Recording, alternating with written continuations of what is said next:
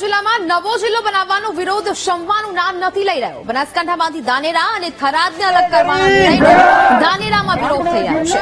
જોકે ધાનેરાના ગ્રામ્ય વિસ્તારોમાં આ નિર્ણયને લોકો આવકારી રહ્યા છે। ધાનેરાને વાવ થરાદ જિલ્લામાં યથાવત રાખવામાં આવે તેવી માંગ સાથે આજે ધાનેરા તાલુકાના 30 થી વધુ ગામડાઓના હજારો ખેડૂતો, આગેવાનો, વેપારીઓએ બાઇક રેલી યોજી હતી।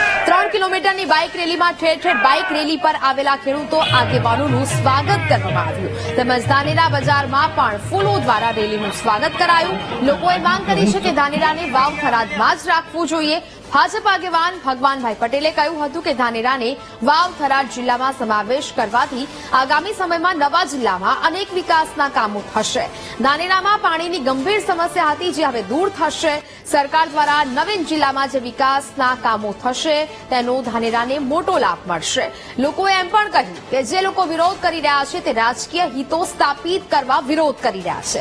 પોતાની રાજકીય ખીચડી પકાવવા માટે અમુક સ્થાનિક રાજકીય વિરોધ કરી રહ્યા છે।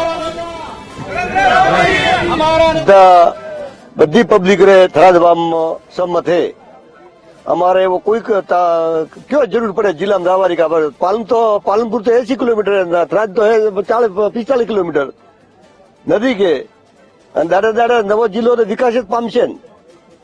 शिक्षण की दृष्टिए, लाइट की दृष्टिए, हाँ पानी की समस्या मटशे। साहेब तो अठार था ने आ 15 वर्ष विरुद्ध में सरकार विरुद्ध में तालुको जो है शू मिलव्यू। हाँ આ નવો જિલ્લો બન્યો ને થરાદ એટલે અમને વિશ્વાસ છે કે શંકરભાઈ ચૌધરી આ કોમ કરશે અને આ અમારી નાવડી છે ને એ પેલે પાર લઈને જશે। નદી આવશે, પાણી આવશે, બસ પાણીની જરૂર છે અમારે। અમે તો એમ છો પેલા બનાસકાંઠા, પાલનપુર કોઈ દાડો માર કાકો નહીં જાન મુઈ નહીં જો તો ફરે અમને વિશ્વાસ છે કે આ કોમ મોરો થશે।